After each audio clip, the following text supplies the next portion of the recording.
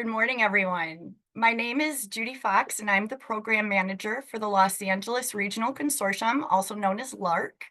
We appreciate you joining us today for the first session in our AI Professional Development Series, which is a learning journey that will continue through the end of the year. In fact, we have a special AI and LA Professional Development Series task force that's working to deliver a very dynamic lineup, so please stay tuned for more. These trainings build on the momentum from last November's AI in LA Innovation Summit, where industry and education leaders came together to explore the future of artificial intelligence in workforce and in education. And many of those subject matter experts from the AI Summit, including some new voices, are now offering our students, college faculty, and industry partners deeper hands-on learning experiences. And our goal is to spark those aha moments that are going to drive innovation, efficiency, and strategic growth in our work. So today we officially launched the AI in LA Professional Development Series in collaboration with the Los Angeles County Office of Education, otherwise known as LACO.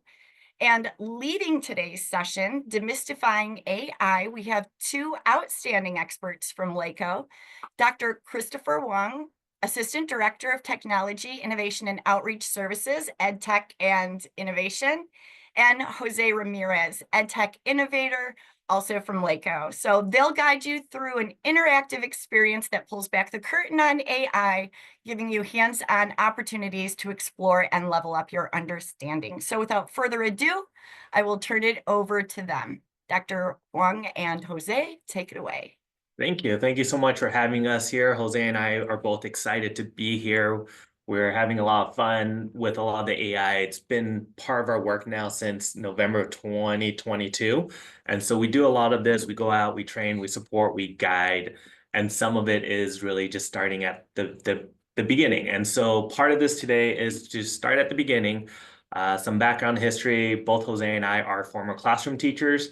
So we are very much not a sit and get. We will have activities for you to engage with. We will have items for you to play with.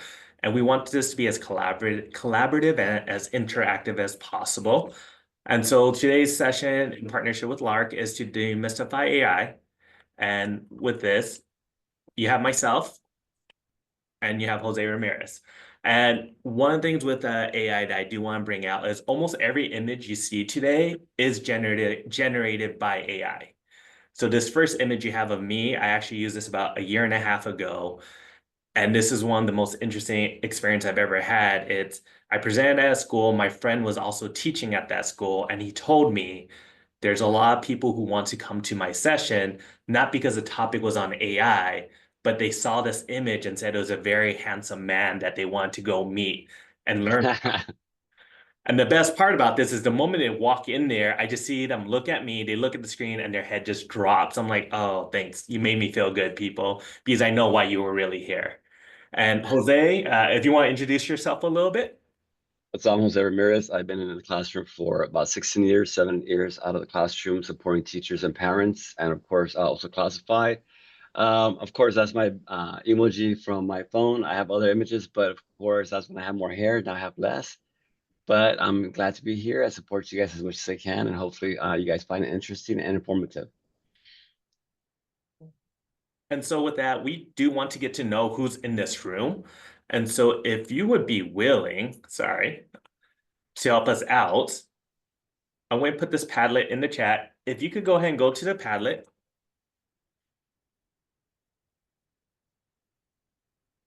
And what you're going to do on this Padlet is there's a direction here on the bottom right hand of your screen. There's a plus sign. We'd love for you to click on this plus sign and then put your name here. Click on AI image and create an image of your favorite animal at your favorite place doing your favorite activity. In this case, there's a giraffe in the mountain snowboarding, and then Jose create a frog dancing on a volcano. And where it says write something fantastic, could you just let us know what have you heard about generative AI?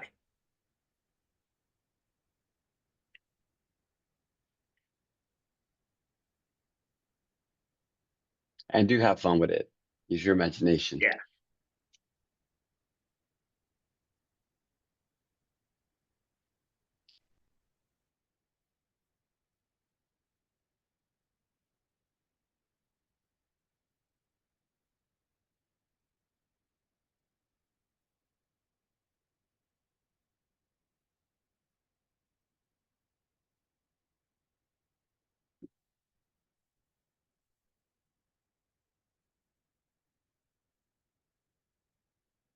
This is where I feel like I need your music again, Judy.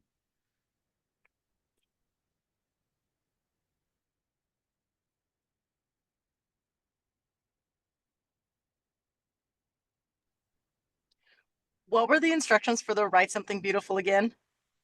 Oh, so you're going to write for write something beautiful is what have you heard about generative AI? Thank you so much. You're welcome.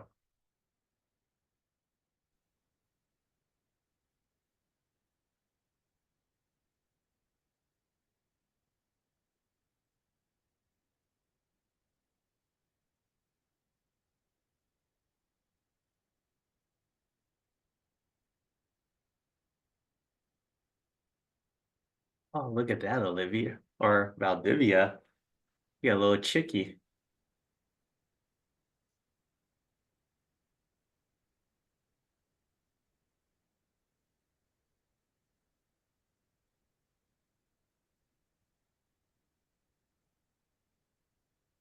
Remember, there's no right or wrong answer or wrong image.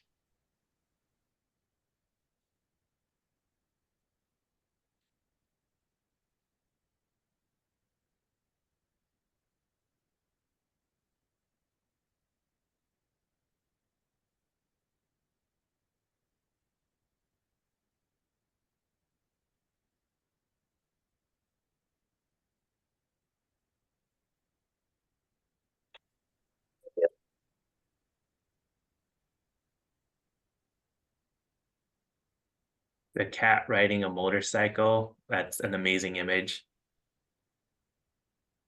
Wow.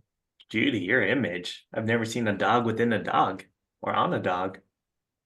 He drew the dog. Oh, wow. Dancing panda. Yep, Chris, love what you said. And then Valdivia, honestly, it takes me beyond my own career. Same thing with me.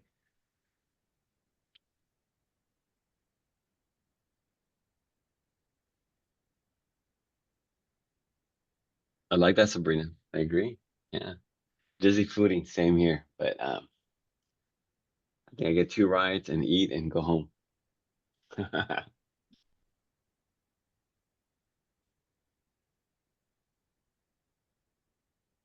Thank you, Mark. Decision engine. Yep, it helps with decisions and probably optimizes our time too.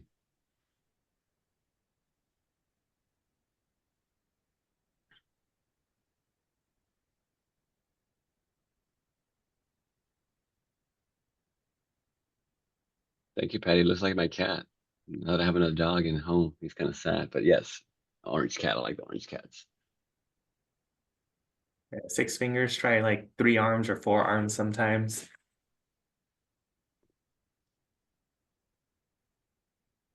Helps you refine. Wonderful. All right, so these are amazing images. The thing I love about this activity as an educator is the fact that even if I don't know much about my students, or maybe my students are shy, in this short time, I've been able to learn that Vina likes beavers, Maria likes dolphins, she likes the beach, she likes reading. It helps me learn about my students without them having to verbally say it sometimes. And then at the same time, if they want to verbally say it, I think it's been a great tool where we have students come up and they're like, I really like this picture of a cat playing guitar, and they'll like it and they'll comment and provides feedback back and forth. So this is one of the cool tools I've used. I love with my students. Even now when I teach, I use this as a tool just to get to know my class at the beginning of the year. And so if you want to keep continuing, please feel free to continue. I'm going to go back to the slide. And we're going to continue a little bit. We got a little bit of idea of who's in the room. We love the animals you drew, or you created, and then just some of the information you provide about generative AI. And so our goal today, like any good teacher, it's we're going to cover what's the basic AI, or basic AI concepts and terminology, the different types of AI, and AI applications in education. So there's a little bit back and forth. This is the Jetsons. If y'all remember Jetson, this is where we're at. That was also AI generated.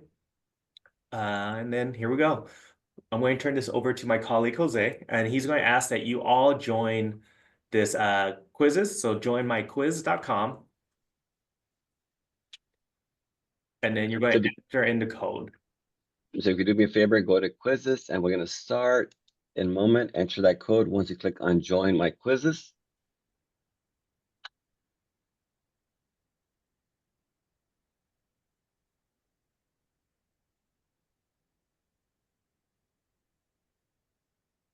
And you'll be taken to a different screen. I'm going to leave this screen here, and Jose will run the background. Actually, I'll join too. We'll do that.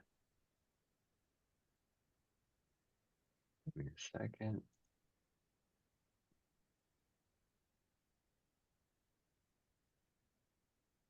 I apologize. Let me change the code because it just changed it for me. Oh. I All right. apologize, guys. Here's the code. It just changed it in a moment. Sorry, Mark. I know I seen you had joined and just kind of refreshed. You guys can enter that code once again. I apologize for that. And we'll start in a moment.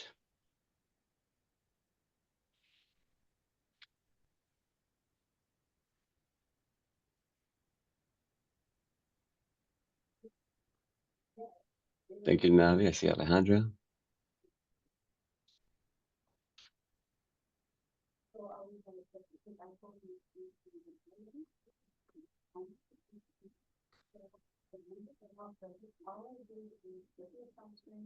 And I'm gonna share my screen. You guys can see. Thank you for sharing that screen.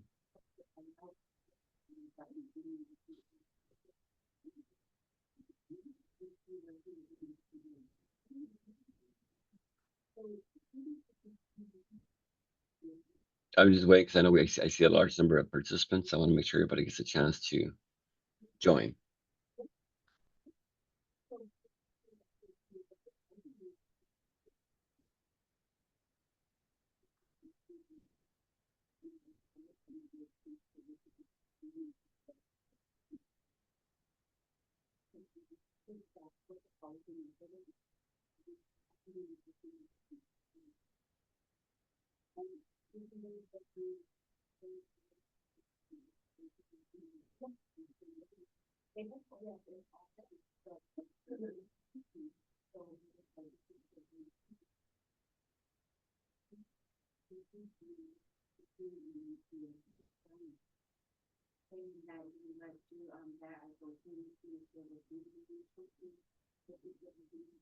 All right, we have 11 participants. I'm gonna go ahead and get started if that's fine, Dr. Han.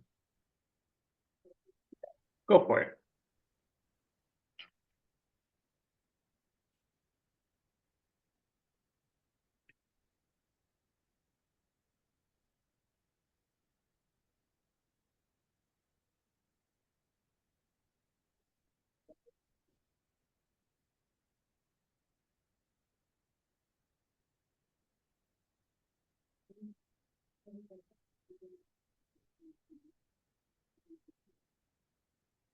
Yeah, 5 more seconds. 2. Let's see who got. Time's up. Let's see what we got. And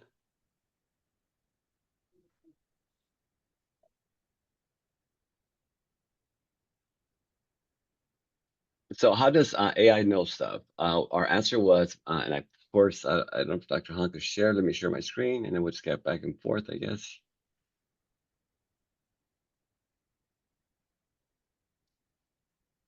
And then we'll move on. One of the things that, can you guys see my screen? So of course, we thought through, most of us said through learning from data, identifying patterns, and making predictions. Once again, yes, AI kind of gathers information and shares it out, regurgitates information, gives you guys input, organizes it for us, right? So that's the main thing. And we have to tell it what to do and what are we looking for, and then kind of try to satisfy our questions and our needs. Let's move on. Go ahead, Dr. Han, and share that screen. No, I think it should be fine, right? Yeah, you're good.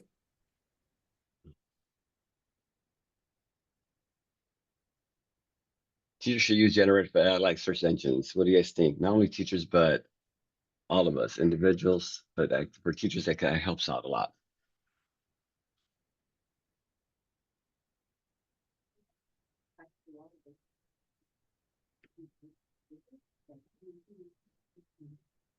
I'm curious about this answer. Let's see what we got. Look, Venus on the top. And of course, one of the things is a lot of us say it's false and true. It could go both ways, right? In that sense. But what do we really use search engines for? Who could give me an example of a search engine that they use besides generative AI? Generative AI is different. And what is a search engine to you guys? Any volunteers? I see Google. Thank you, George. And yes, I think well, I agree. Google, we actually search, right? We look for like locations, websites, times, information about something we're looking for. But and of course, generative AI is different than that, right? Because it gives us more details, organized information. That one just kind of tells us, Chick-fil-A's down the street or so and so, or find this here, and then kind of refers you to information or articles that you're going to use. Awesome. Let's move on.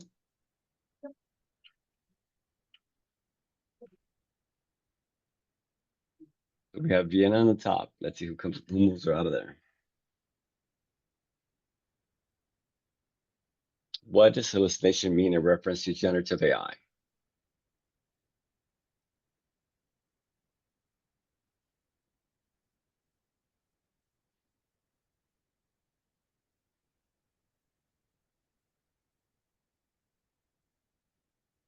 Can you give him, did we end up giving him earbuds? Okay, okay. So that one.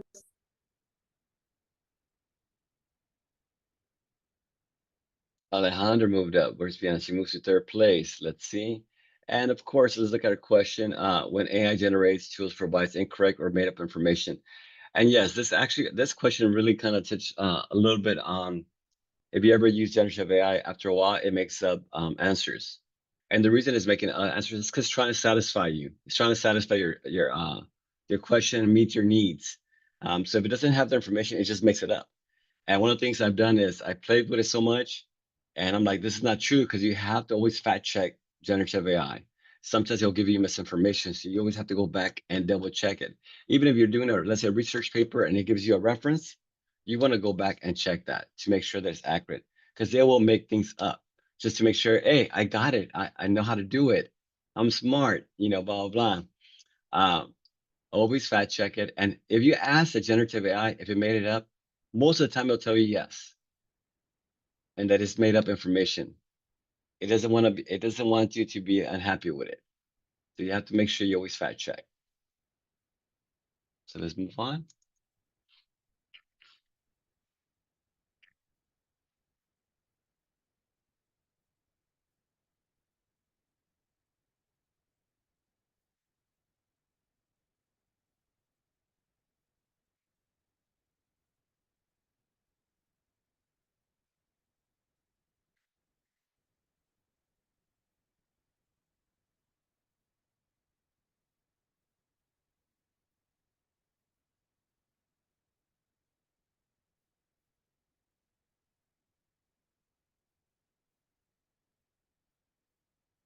So what is bias when referring to generative AI? And I think all of us know that term bias, and of course, a lot of people will say that they're not biased, but they have it. But one of the things about when we talk about bias in generative AI is who made that AI? People, right? And people have their own biases. And sometimes when they're coding that, they put their biases in the generative AI. And that's why you see different type of generative AIs. And if you use ChatGPT, if you use Claude, you'll see they have different ones. And I know we talked about new ones like DeepSeek. You asked it something about China, what happened in Tiananmen Square, it would not answer anything. So you got to think about all those things. So that's why we have to use our human intelligence when we're using AI. So human intelligence and AI works together better. Awesome. Let's move on.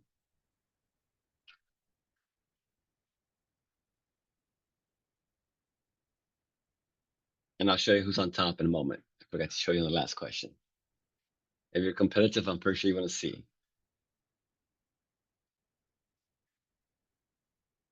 What is the most effective AI prompting for creating a lesson plan or even a resume or a cover letter or a project plan? Think about that, depending on your roles.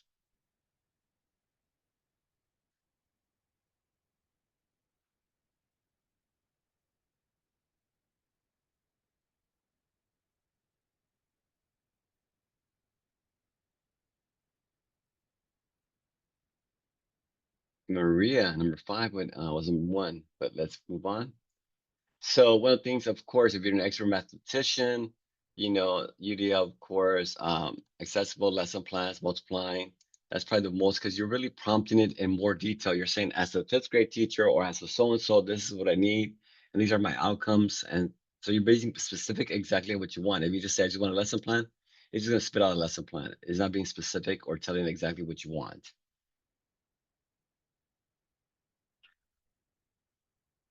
Remember, we have to tell generative AI exactly what we want.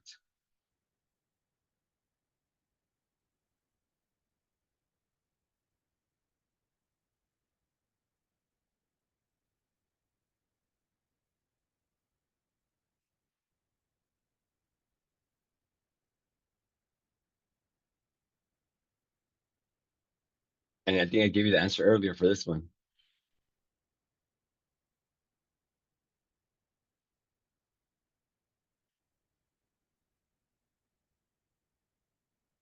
But let's see who's on top. Hopefully it's Maria or Vina who's moving up. Let's see. And of course, this is based on speed and accuracy, right? So I see that Maria's on top. And yes, you'd always have to check. Remember, humans make these generative AIs. And of course, the machine is going to try to satisfy your need and it's going to make up things just to make sure, hey, I got you. I got it. I'm done. Let me show you what I could do. Um, so always check. Always. Last more questions.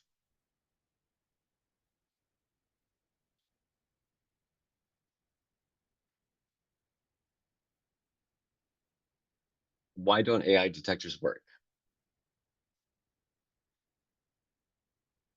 If you're like me, I've been out of school a long time ago, but they have certain things like Turnitin and other things that will check. But it's gotten so good that sometimes we have to use our human intelligence as a teacher or counselor, or so on, to revise your assignments or any work that someone turns in. And let's see who's our winner.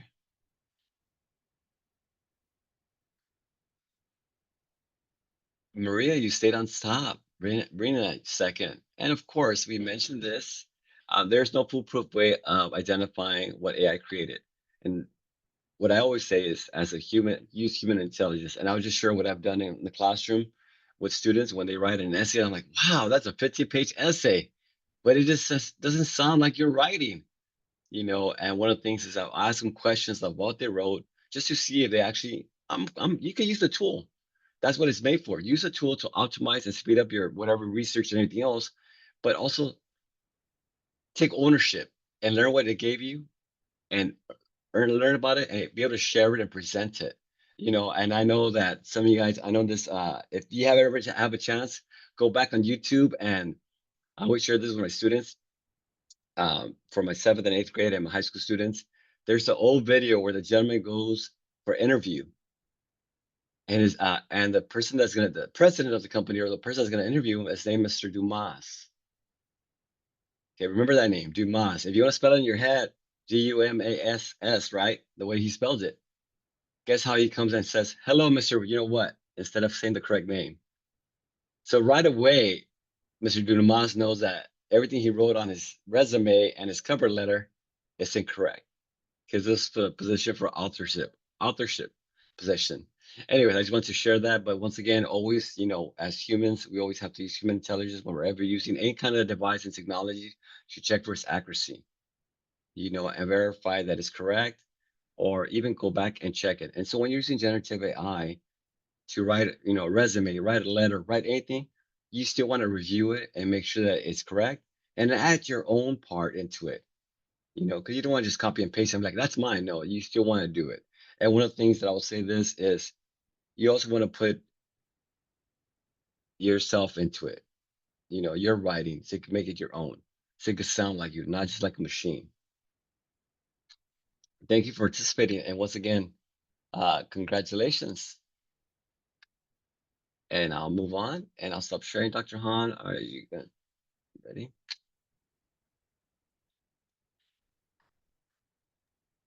Right. Thank you all for participating. It helps us a lot. So part of this is our check for understanding. As all teachers know, educators know, this is where we know where everyone is, and gives us a good foundation as we move forward with the presentation and this this informative and hands-on activities that we have provided. So there's a couple things I do want to go back on that Jose brought up.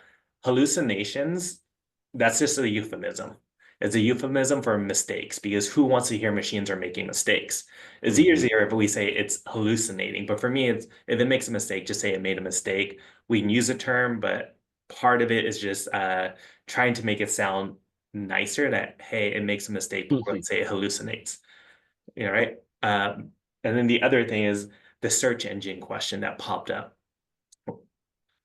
If you're going to treat generative AI as a search engine, there's no reason to use generative AI. Just straight up being honest with you, because if I'm going to use a search engine, I'm just going to rely on Google at this point, or there is no other search engine I can think of off the top of my head. Everything's become Google. So just use Google or Bing or whatever it is at this point. If you're using it just to search, great. I would actually use it as it's not a search engine, but like a partner or co-creator or collaborator. And so when generative AI popped out, we're hitting year 3. November will be 3 years of OpenAI, ChatGPT being released. But I remember when it first released, people had 2 different reactions when they heard the words AI, me included. We either thought, is robots taking over the world? Or we thought it's robots working in partnerships with human. There was just way extremes. There was nothing in between. In reality, there should be something in between. I don't know, Jose, when you thought about AI, when you first heard about it, what were you thinking when they brought it up to you when you were at Compton Unified? Well, I mean, one of the things, I'll go even further back. I remember when I was elementary and my teacher brought out that laser disc. And this is a long time ago. And I was a little kid. I'm like, wow, that shiny thing. But I used to watch a lot of the Jetsons, and when they used to have the watch phone. And I'm like, when is that going to be available? And I'm that kid that used to watch TV in the morning before I got to school. And I used to watch the Transformers. And I'm like, that's what's going to happen, in the future. Machines are going to be able to drive me home, drive me everywhere. And if I need to go somewhere higher, it's going to transform and I can reach blah, blah, blah. And so that's my thought about AI. And as we heard a little bit more into it, I think we have the self-driving cars, but at the same time, an improvement in medicine, improvement in science, and longevity for humanity. That was my thing and even when I started with in Compton, it's going to help us as teachers to actually have more hands-on activity for our students and help support our students in the class. When I'm only one teacher and have 35 students, and they don't have an aide, I can use AI to be that extra coach on the side while I'm helping a small group. That's what I thought when AI came into play. And so I think it's been very similar. We've gotten teachers on both sides of the spectrum now, educators on both sides of the spectrum. And this isn't uncommon. We've had people say ban it completely, and we've had teachers say, no, we need access to everything. And we're finally getting to a stage where there's some middle ground. I think there's been other instances in life where this has happened. Google, when Google first was released back in 1998, so anyone born after 1998, we are all officially older than Google. When Google was first released, schools were either banning it or some schools were allowing it. When Wikipedia came out, schools were either banning it or some were allowing it. So it's become one of those repetitive norms where I think the difference now is a lot of educators are starting to realize the benefits of it. And I think this is the first time I've seen in education personally where people are getting on board faster than they are not. So we won't have this delay as big as in the past. The other benefit I've seen with generative AI, educators and students are finally being brought to the table for the conversation. In the past, a lot of policies and things would be made where we think this is best, we're going to ban it. Whereas now we've gone through several school districts, numerous school districts, and they're bringing families and students and teachers and asking them for their opinions on it. So I think this is going to show a lot of positives. With this in mind too, what I want you to do is we're going to go to Food Mood by Google. This is a really cool website. I'm going to do this for you. I'll put it in the chat. And what I want you to do is it's an experimental website. It's a really cool website where I come from a multicultural background, multicultural household or my daughter does at least, where sometimes it's hard to figure out what I want to eat or what she wants to eat. So you have this option where you can click on anything in orange. You do, hey, let's create a dessert. We're going to create it for 2 people.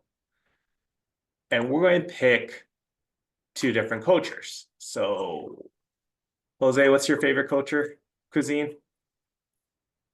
Mexican. All right, so we're gonna do Mexican. So from Mexico, and then I am of Vietnamese descent, so I'm going to go Vietnam. And we're going to click validate, and then we're going to say, let's cook. And it's creating a dish for me with a recipe that merges fusion of Mexico and Vietnamese heritage. So I want you guys to go through, try this out, and see if your stuff comes out something you would eat or something you're like, nope, not even touching it. And I've not seen anyone get something that they wouldn't eat.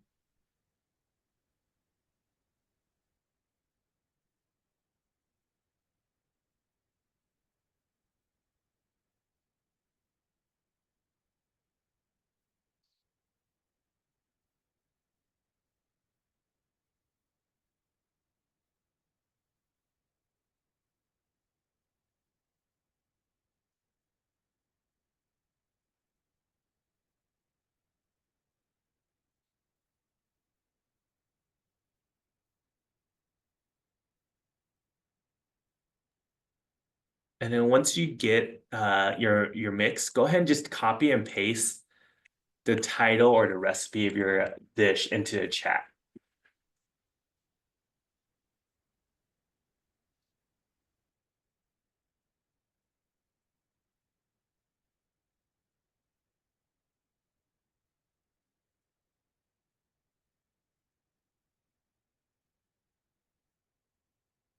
Sunset Symphony.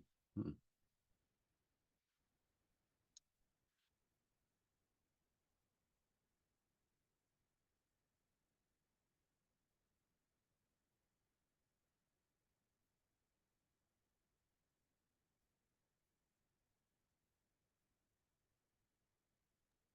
Look at all these fancy recipe names.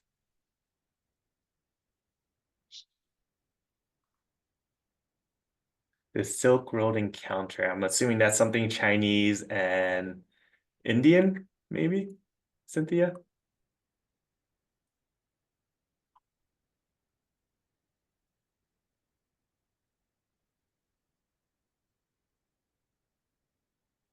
Sweet Heat on the Beach.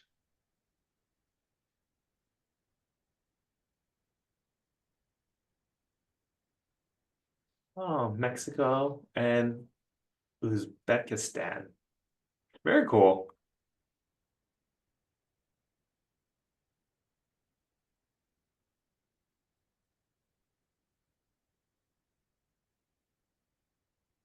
Coconut curry fusion.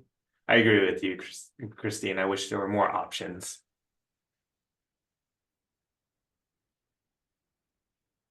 But here's a cool part about all this is, would you all have thought about creating some sort of dish mixing cultures like this, or just, and looking at the recipe, I mean, they're reasonable, they're feasible. I don't think they're anything out of the ordinary, especially if you go to a restaurant or to a grocery store that serves all types of culture, you can always find these ingredients. I mean, like this one's straightforward: coconut milk, sugar, jackfruit, rice flour, tapioca flour. All this is all stuff I could buy. And then just looking at the other ones that have been thrown in the chat, everything looks reasonably purchasable. I mean, it's not anything out of the norm. So I think this is really cool for me, because in reality, what you've just done is you've played with reactive AI. So reactive AI can only perform tasks that they were programmed to do. There's a couple of us. How many of y'all have like a Roomba in your household, or an Alexa, or a Siri, or a Nest thermostat, right? Those only do what you tell them to do. They can't really do anything else. My Roomba, every Wednesday at 6 p.m., it'll go through a house and vacuum, and every Monday at 12 p.m., it'll go through a house and vacuum. And even if I block off places, it won't go there. It's only doing what I asked it to do, nothing else. That's reactive AI. So with that reactive AI, it's telling us that y'all have been playing with AI for a lot longer than you realize. You've been engaging with it for a long, long time now. The other thing I'm going to do with y'all right now is we're going to do a waterfall activity. What I want you to do is don't press enter, but in the chat, type in your favorite streaming services. And once I count down from 3, 2, 1, we'll press enter and we'll see it all. So I'm going to give y'all about 35 seconds to determine what your favorite streaming services is. And go ahead and just put it in the chat, but don't press enter.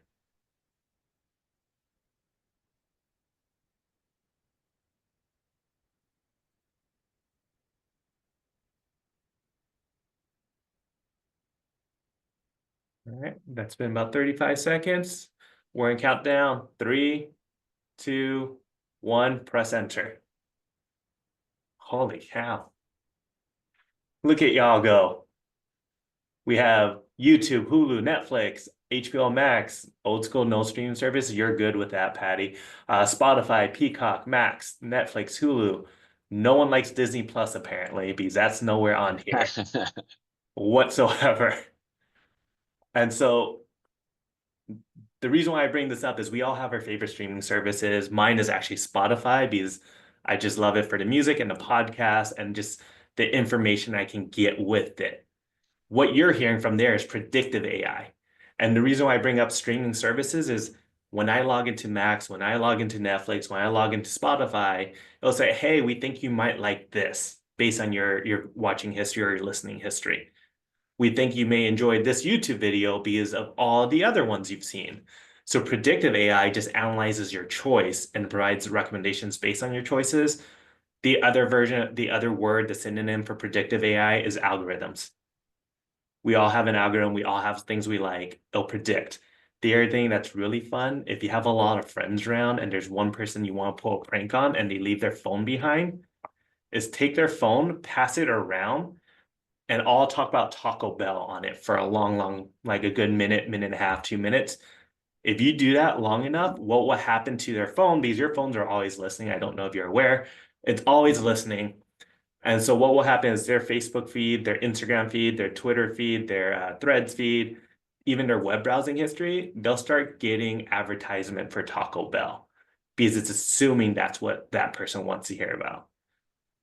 So that's a little scary, but it's something that we can do. So that's predictive AI. It analyzes your choices and provides those recommendations on your feedback. All right. So when you like stuff on Instagram or Twitter or LinkedIn or any of that stuff, that's going to move it up more and more. So if I'm on my LinkedIn, I'll get a lot of something because I like those posts a lot. Just be mindful of that as you like stuff. So if you ever look at my Instagram feed, my For You page is all over the place because I usually don't like anything. And if I spend 30 seconds watching one video, I'd make sure to go out of my way to watch 30 seconds of some other random video. So that way it counters everything. And then we're finally at this stage where we're dealing with generative AI. This is the latest version of AI. And this is the one that can create images, songs, stories, and more. So there's one, we have a bunch of these as educators. All educators have access to Canva in education. That has generative AI already built into it. My team, I've seen Jose do this. One of our media specialists does this where they'll create videos with Canva. All right. If you like songs, Suno, Suno, great website where you can ask it to create music and it will create music for you. Stories, that's the basic generative AI aspect. And there's so much more that I can do that we're barely touching the tip of it right now, in all honesty. So the question is, how does it really work? And so what I want y'all to do is you're going to go to quickdrawwithgoogle.com. Oops, where it is. I'm going to give you, if you don't do well with noise, I would mute your screen or mute for a second before you enter into this. And once you go to a website, you're going to get about 2 minutes, you'll come back, but I would mute that tab. So if you're on a Google Doc or Google Chrome browser, just right click the browser, the tab, and click mute site. So here, like for Food Mood, I can right click that tab and I can click mute site. It will mute that site. The reason I bring this up is because Quick Draw is going to talk a lot to you. So you'll have 30 seconds, or not 30 seconds, about 20 seconds to draw the images it's going to ask you to draw. So feel free to take this time. We'll do not 6 minutes, like 3 or 4 minutes, and then we'll come back. Just so I want to make sure everyone has time to do this.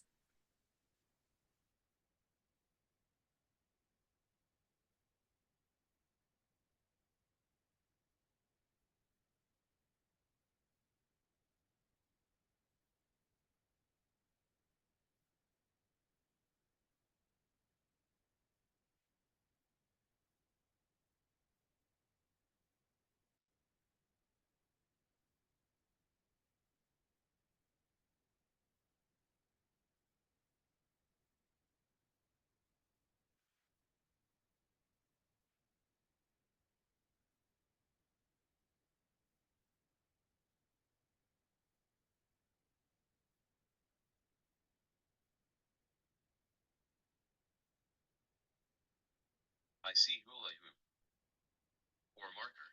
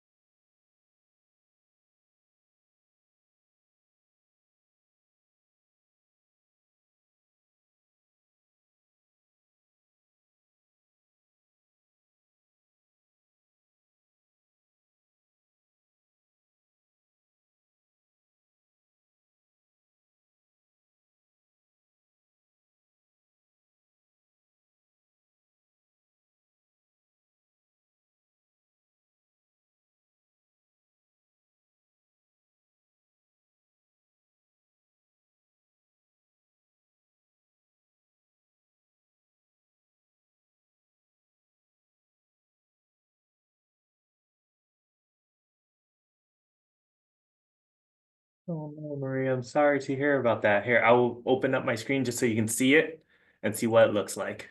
Let me mute this tab.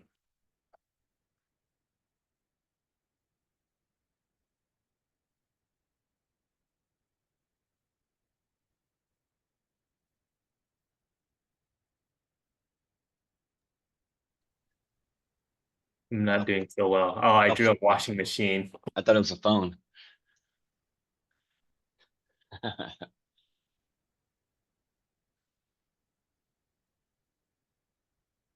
Phone book.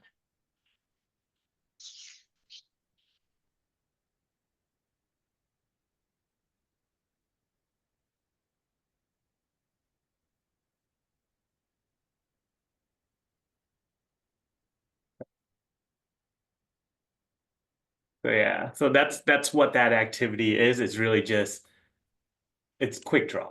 And so when it comes to quick draw, I want y'all to think if you want to share, discuss, talk, I think this is a good spot just to engage because I know we've been sitting here for a good 45 minutes without any real discussion. So I'd love for us to just talk. I'm going to break you all out into breakout rooms and just share your experience with this.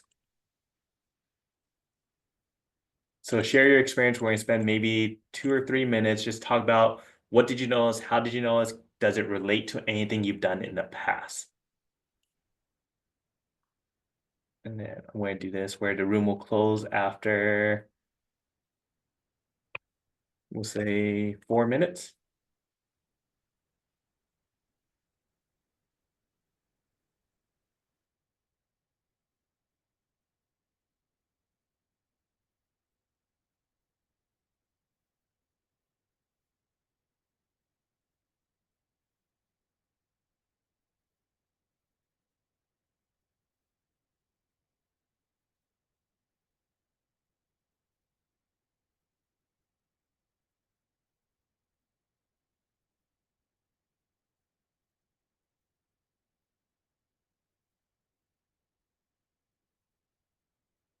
Moving people around.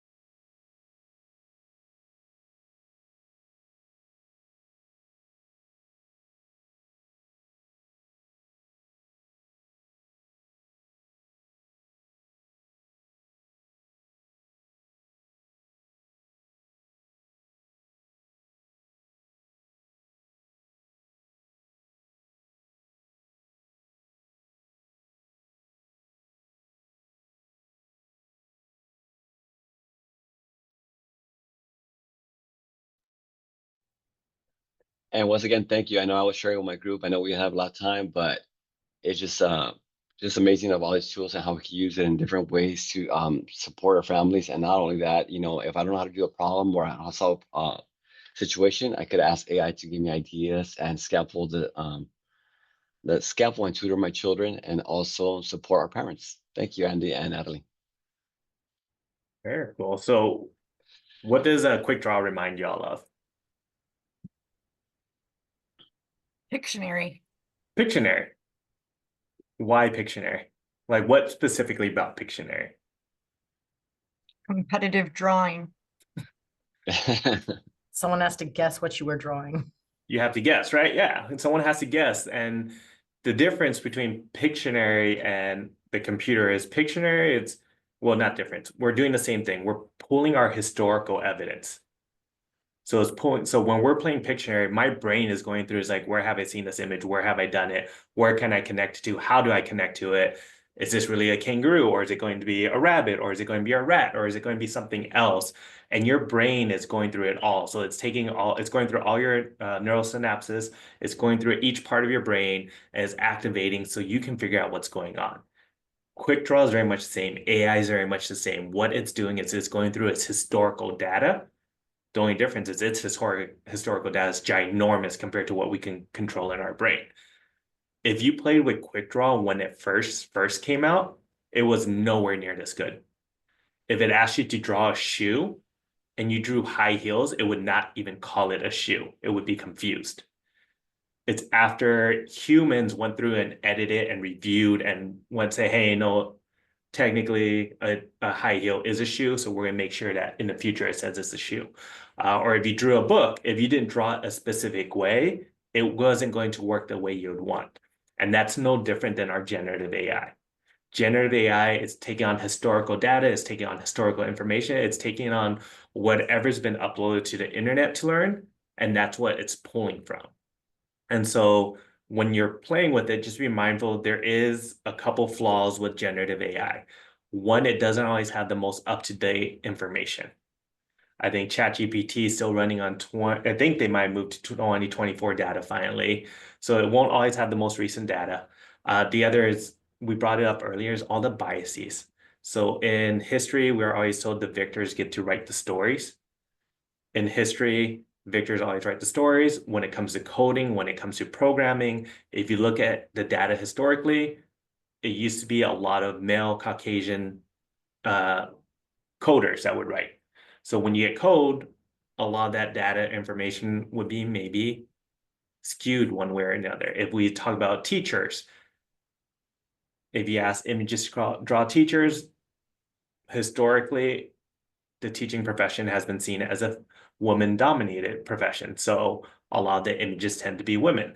So as you play with the AI, that's why it's important for us to engage and make sure that we're looking at the context. And so be mindful when you work with it, when you play with it, engage with it, all that fun stuff. And so generative AI, so we've covered 3 types of AI today. Reactive AI, which can only perform tasks that we're programmed to do. Predictive AI analyzes your choices and makes recommendations, also known as algorithms. And generative AI, which is what we're all here pretty much playing with, learning, engaging with more and more. There's going to be another iteration of generative AI coming out. It's already started the process. I just wanted you all to be aware of it. They're called agents. So agents are going to be a little bit more unique. They're a lot more fun, in my opinion, because there's some handicaps that AI can't do right now. So generative agents would be merging reactive with generative.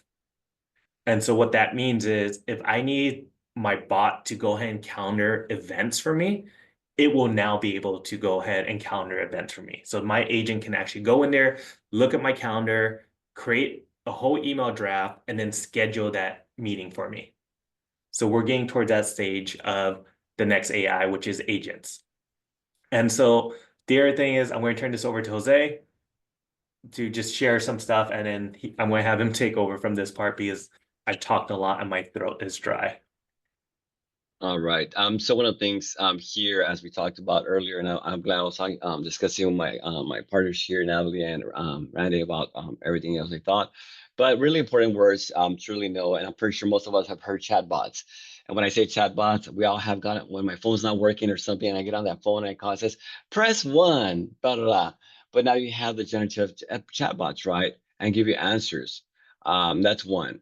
The next thing, of course, we talked about specifically about prompting, you know, being specific about what we want the AI to tell us. And when I talk about that prompting, is because the AI is just a machine waiting for you to tell it what to do. Listen to what I just said. The generative AI is just waiting for you to tell it what to do and exactly what to do and what you want. So with that in mind, we're using human intelligence to run that machine. The machine cannot do anything without us telling it what to do. We have to give it exact prompts of what we want. Deepfakes, that is nothing new for us, I think, at this point, from videos, pictures, and so on. If you look at online right now, you'll have so many videos made up through with AI, and we have to be kind of very, very aware of that and kind of keen on looking at it and trying to figure out if it's real or not. Because with the AI is getting better and better, some of these videos or pictures really look like they're real, not fake. Um, Misinformation, of course, incorrect information spread by mistake. AI can create it and people could share it. One of the things is also, before I move on with this, is I was talking earlier to one of my colleagues. I don't know if you ever got past a toll road and got in a phone message or text says, you owe this much money. Please click on this link. You pass this toll so you could pay your toll and so on and so on. And of course, AI can create this and people can send it. So it's mission that it goes through your text. You know, you won't get it on your cell phone because I have my Metro Pass and you'll get that, or you get information that's created by AI. So we have to be aware of misinformation also, being that or other things. And we talked about hallucinations. You know, it makes up false information, right? It doesn't want to be wrong, you know, but it does make a mistake. So that's one of those things that you really want to be aware as you're using generative AI or when you receive messages. It's okay. No, I just want to. Oh. And so next we're going to move on. Can you Um, mute? Thank you. and so one of the things here, there's so many chatbots besides what I was talking about when you call someone. Um, we just use drawing. You have Gemini. Somebody in my group was mentioning about Gemini. You know, before it was called Bart. You know, you have Pi, Claude, Perplexity, and all these have their biases, but at the same time they have, you know, very powerful assets that you could use. I personally like Claude, Gemini, and Copilot. You know, that's my thing. But I'm not saying that you shouldn't. Recently, I've been playing more with ChatGPT, you know, and we'll get a chance in a moment. And there's even more. There's Whisk. I could mention a slew of names, but I'm not in that sense. If you type in AI on your search engine, you have a list of things, you know, depending on that. But for that matter, is if you have questions, can anyone share if they play with another AI that's not listed? That kind of play with it, kind of try to figure out, you know, and see. You know, there's Firefly. If you ever want to use Firefly Adobe, it'll create images and so on for you. Uh, so with that in mind, if there's no questions, comments, you can put it in the chat. I know sometimes we get a little quiet about it. Yes, Janice, go ahead. I use PlayLab. I actually got to play around with PlayLab. I don't know if it's in the same category or not, as I'm trying to figure this out. But I was able to participate with a state group where we created actually the chatbots with PlayLab. And it was, a challenge, but we got it. That is awesome because we do play with PlayLab, and I like that with PlayLab you could create a ChatGPT, you could put a Claude, you could put all these search engines and create a bot with that. You could select it, you could select what is the percentage and so on. And I'm not getting into details, but yes, I've used PlayLab. That's an awesome tool. And with that in mind, we're going to move on to the next slide if you can, Dr. Yeah. Han, because we're going to One get a second. chance. Yeah. So one thing I do want to bring up is if you're looking at all these AI programs at this point, unless they're one of the main ones. So when I say main ones, it's really Gemini, Claude, OpenAI, and now DeepSeek. If you really look at those, outside of DeepSeek, Gemini, Claude, and OpenAI or ChatGPT, those are the three biggest players in the US. They have the biggest funding backing them. Gemini is backed by Google. ChatGPT is backed by Microsoft. Claude is backed by Amazon. So these are the three biggest players in AI in the US. And part of that too is a lot of these other programs. So odds are you've heard of Magic School, School AI, Brisk Teaching, or any of these tools, they're operating off of those three primarily. So all of them are all these school-based ones, even Canva, they're using either Claude, ChatGPT, or Gemini as their backbone. And what I've always said is those are considered wrappers to me. So they're using, so if you're looking at a wrapper, think of cars, all cars that are combustible engines, they all operate the same. That outside looks different. That's all it is. So your school AI, your Magic School, your Brisk Teaching, your Khan Academy, all those guys, they're all wrappers using the same engine. They just have a different face or a different body.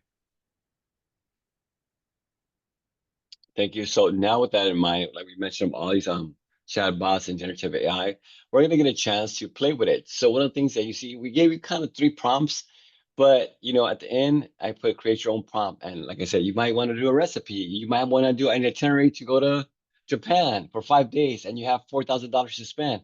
It'll create an itinerary for you and where to go and what to do, and you could copy it and just kind of fix it to your own liking.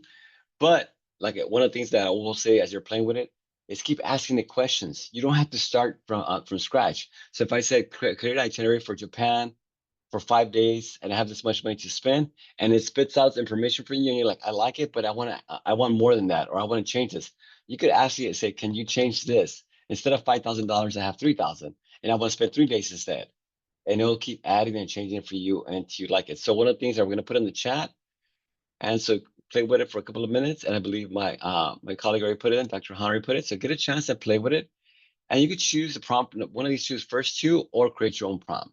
So we're going to give you a couple of minutes to play with it and also continue asking the questions once you ask that. And it's called reiteration after you put your first prompt. Give me a second because my light just turned on. And then this is also backing up what Janice was sharing earlier. This is a Play Lab. We're using it as our front end. Play Lab is also a wrapper that allows you to develop different chatbots behind the scenes.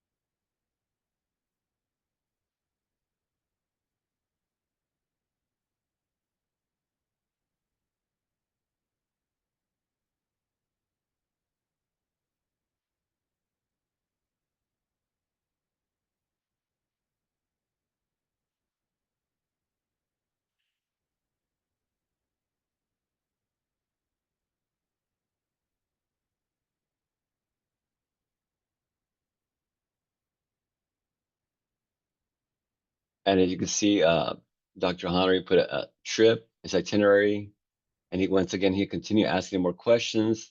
And this is the best thing about it. At the end, you kind of change it, asking more questions, and Make it your own.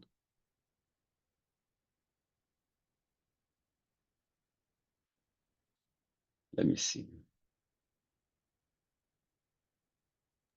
Maria, that's a really, really good question.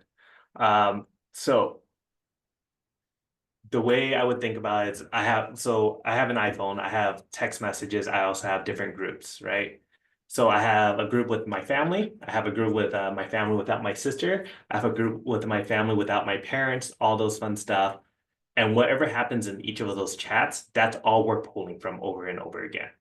So unless I bring in new information from out of nowhere, the conversation will just remain in there. So if I'm talking to just all my siblings at once because we're planning mom's birthday or dad's birthday, then that thread technically would only talk about my parents' birthday, right? If I open up a new chat, now you open up a new window and start over, it pulls from that new chat now moving forward.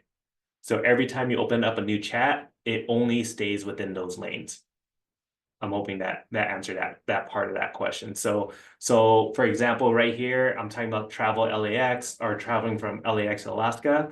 It won't change out of this conversation until I say, hey, never mind, let's not plan that. Let's talk about something else. And now I've told the machine we're changing topics. Best practices to massage original requests. What I would do with this is more on the prompt engineering, but what I usually do with this, and I simplify this for myself, is talk to it like you're talking to your friend. The more you talk to it like your friend, the more it'll understand you. So the long term, it knows your style so that you don't have to say, I need it specifically this way. And that's just use it as a brainstorming to start. As you get better with that brainstorming, and getting that idea behind it, all the other aspects of the prompt engineering comes in because you start to understand how the machine works. Platform really doesn't matter. It's really a personal preference. Like I know on my team alone, we have 13 of us. Every single one of us, if you ask each of us, we all have our own preferences, despite the fact having access to all of it. It's just which one do we prefer? So Gemini is just the Google version of ChatGPT. It's using Google's like what they built. Claude is using what Claude built or Anthropic built. So it's really just dependent. There is no right or wrong. It's just what makes the most sense for you. Yep, cool.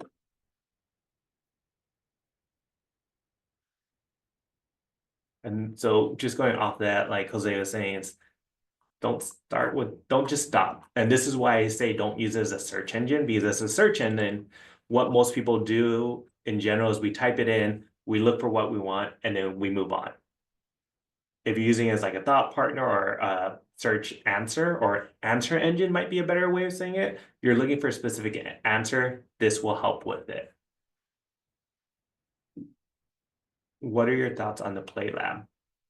Well, this AI bot or just playing with it. Some of you may have never played with it. Some of you might have. What are your thoughts?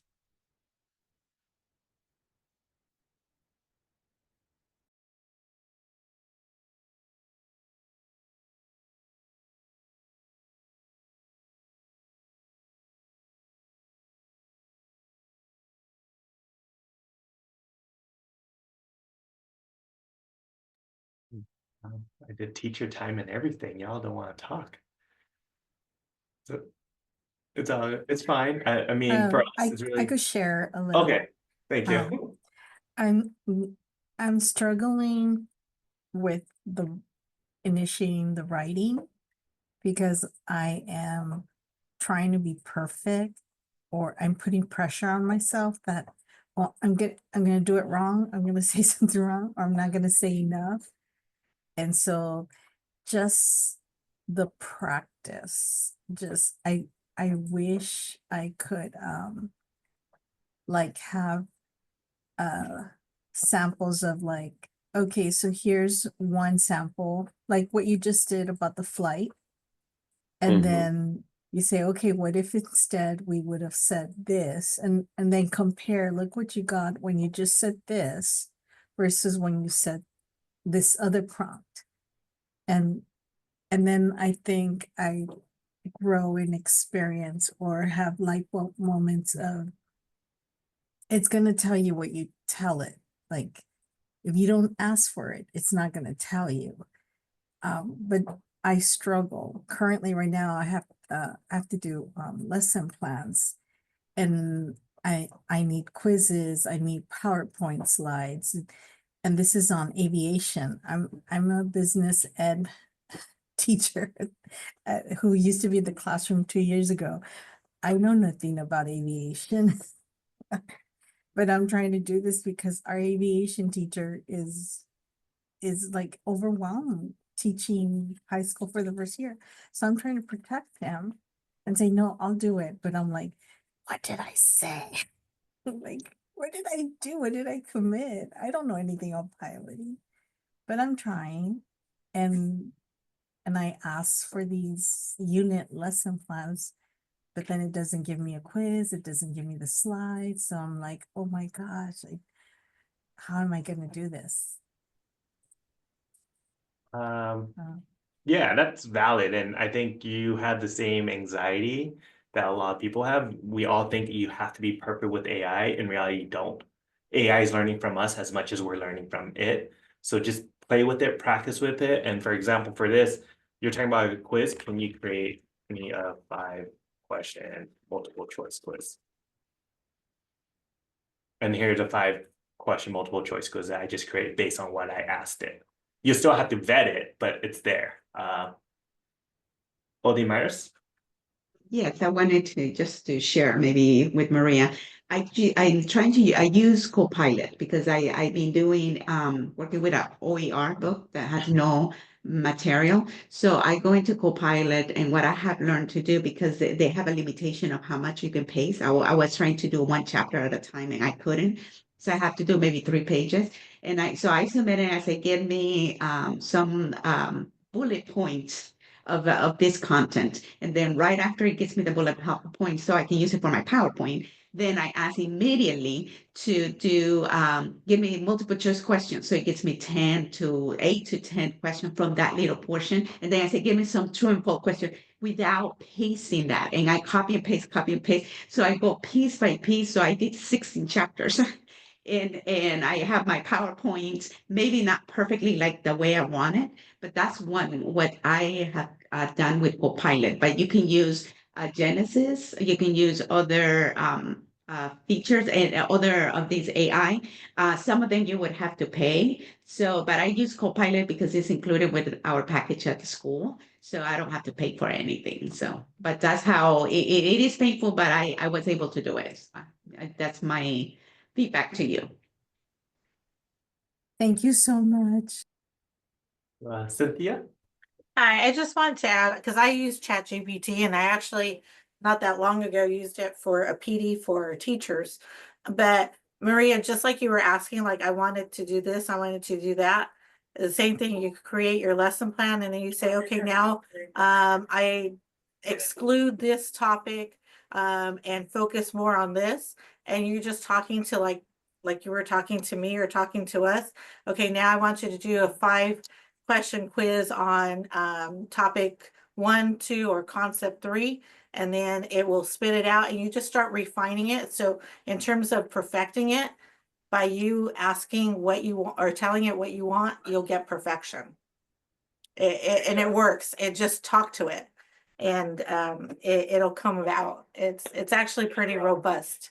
So I Thank you, appreciate your thank you, Cynthia. comments. Thank you so much. I think it's a process. It's a chain link. Just keep going versus I didn't get it all on the first shot. Yeah. And you're right, Maria. I think the fact of the matter is, like you said, you don't know what you're asking. Sometimes you're like, I'm gonna ask it, but once you see it, you say, okay, I like it, but let me go continue. It's not there what I want, and keep asking until you get to. It's gonna take maybe like when you review somebody's writing. Sometimes and they get to that writing point, it takes 5 or 10, 15 times before they actually are happy with what they're gonna submit. And I said as a teacher, because students will submit their paperwork and they're like, I didn't like it. Let me go back and change it. Let me get somebody's feedback. And they go and redo it and redo it. And it takes a while.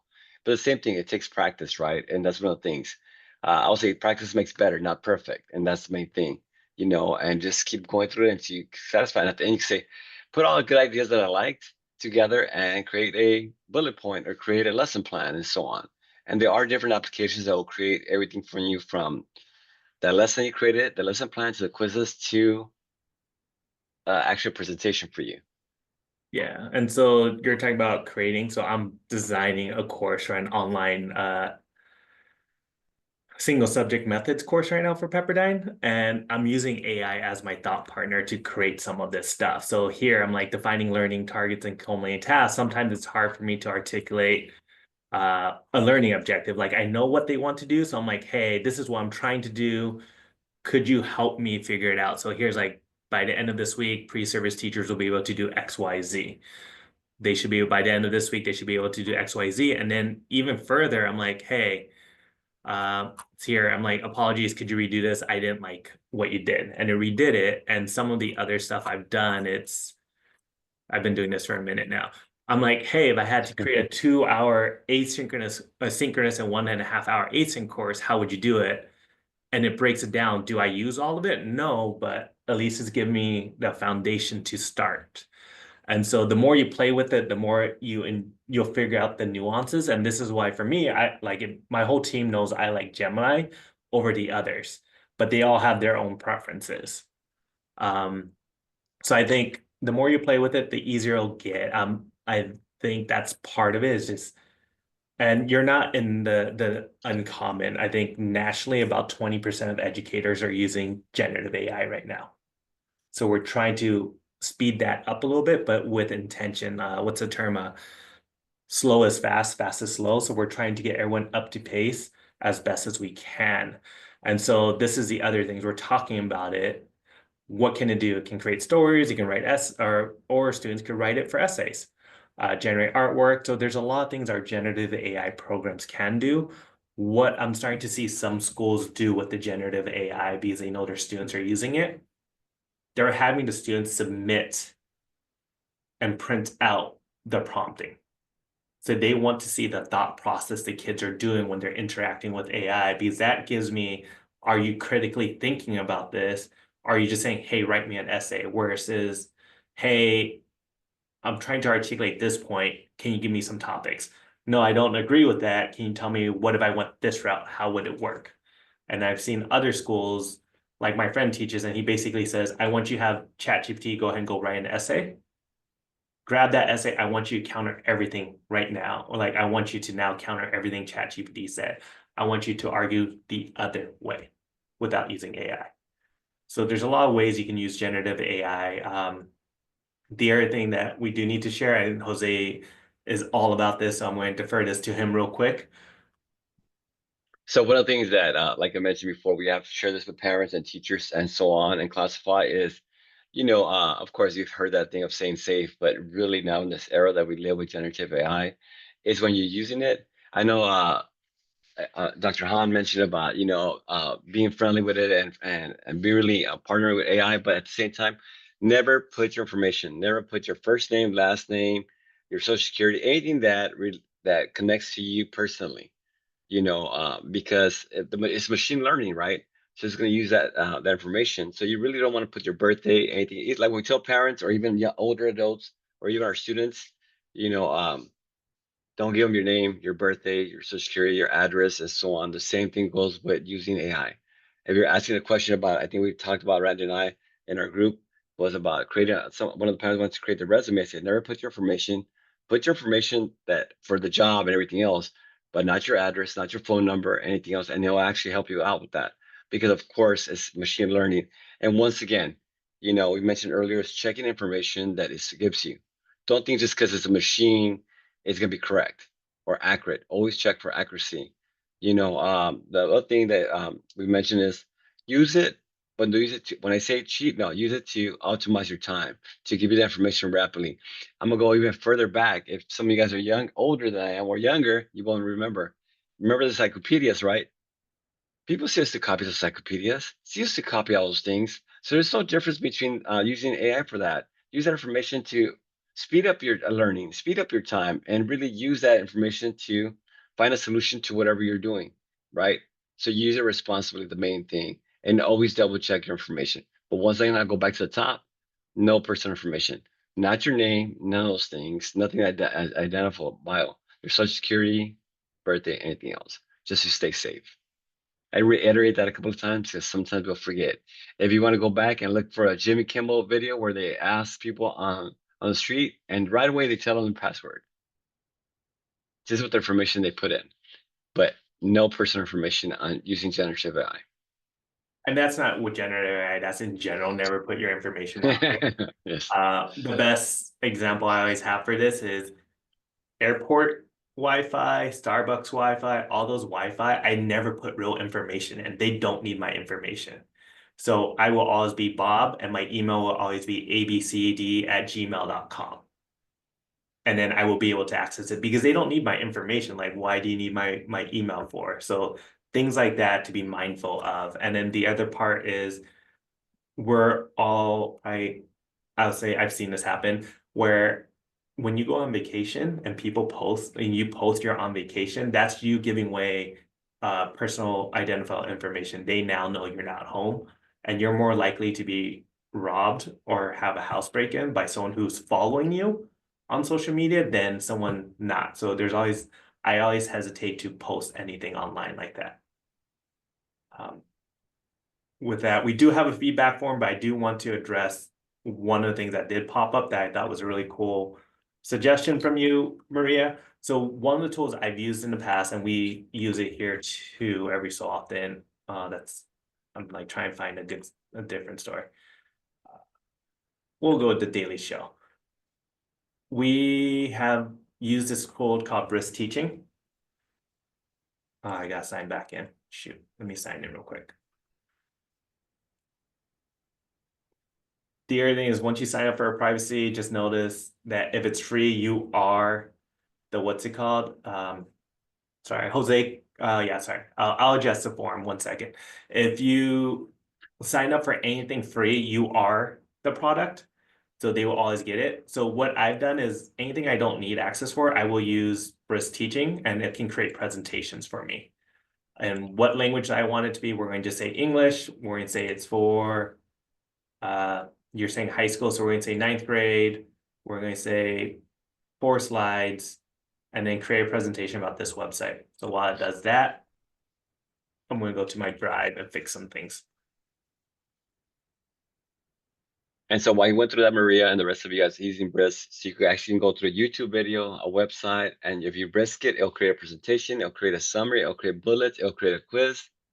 It has multiple features that you could ask. It's called Brisk, B-R-I-S-K. I've done it before where I create a presentation, then I could go ahead and edit that presentation myself, add my own things, and even embed my quiz there. But one of the things I will say about the quiz, it'll be either on Google Forms, or you can actually have it on Google Docs. You can paste it on something else. Yeah, so here it's creating 4 slides based on this document. So that's where I think Demyra's brought up, where she has it create PowerPoints for her. This is one of the things you could do too. And it's pulling the image from it. It's talking about what's going on.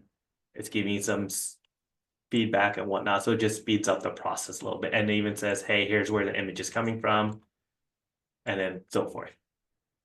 So just a quick tool to play with. It's Brisk Teaching. What we did also do is with the access to a slide deck, that this is a question, Jose brought this up, and I'm glad he did, is you have a prompt library. You can always access it. We use it from AI for Education. There's all types of prompts that are pre-designed for you that you can just copy and paste. Additionally, if you want to learn more about guidelines and implementations, we do have guidelines, and then we also created a podcast for you just to listen to. We have the California state guidelines, and then how would you teach it? So how do you explain what AI is? And more. So we just made sure to include as much resources as possible for everybody.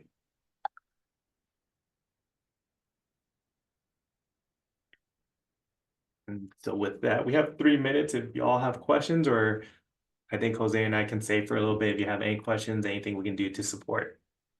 I would just like to say before everybody leaves that I did put it in the chat, but on the LARC website, we do keep all of these presentations and trainings available so you can go back and refer to them at any time. So give us a little bit of time, and this Zoom video as well as the presentation will be available on this site. And thank you for coming.